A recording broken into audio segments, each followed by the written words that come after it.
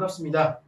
이번에 수학2 기본반 수업을 맡게 된 박동현입니다. 이번에 강좌 소개를 통해서요, 여러분에게 어떻게 수업을 진행할지, 수학2 과목이 갖고 있는 내용이 어떤 건지 전달하는 시간 좀 갖도록 할게요.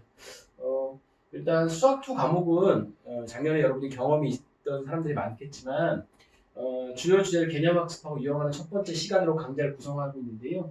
수능 수학에서 수학2는요, 정말로 변별력을 차지하는 공통 과목에서 위치가 확고해졌습니다. 나름대로는 킬러 문제 나오는 형태라던가 학습의 밀도도 훨씬 더 많이 요구하고 있어요. 그래서 시계 표현이나 의미, 정의 빼놓지 않고 하나하나씩 다 다루려고 할 거고요.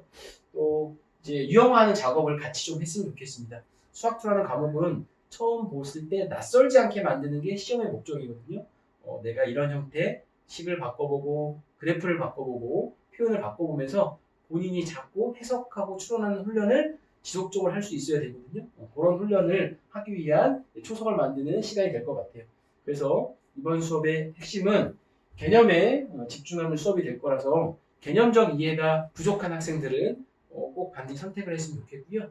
개념적 이해를 바탕으로 그 위에 여러분의 표현과 여러분의 이해를 가지고 문제를 하나씩 좀 풀어가는 시간을 갖게 될 것 같아요. 회차별로 안내를 좀 드리자면요.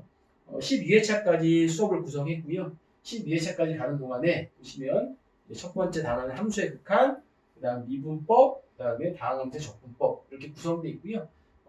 기본 수업이지만 수학2는 나름대로는 수학 1을 끝내고 해야 된다는 게 일종의 대한수학회에서 나름대로는 정한 방법이고요. 그 진행 순서이기 때문에 난이도가 수학 1과 같을 수는 없어요. 그래서 수학2에서는 기본 수업이지만 나름대로 난이도 문제를 연습하는 시간을 좀 넣었습니다. 그래서 난이도 문제를 연습할 수 있는 공간이고요.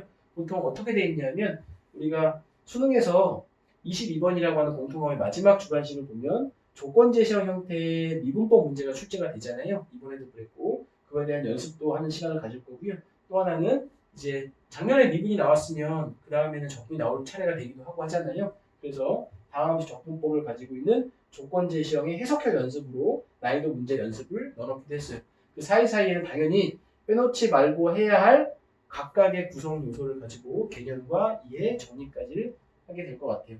자, 수학2 과목은 한마디로 하자면 해석하기입니다. 해석하기. 내가 어떠한 표현을 보고 그걸 통해 해석해서 그리고 내가 표현을 해내면 답을 얻겠구나라는 거거든요. 가장 중요한 게 해석이기 때문에 해석은 정말로 꼼꼼한 정의와 개념에서부터 출발을 하자. 그리고 그 해석에 대한 연습은 할 수 있는 공간을 만들어 놓고 같이 한번 해보자 하는 그런 계획을 좀 갖고 있어요.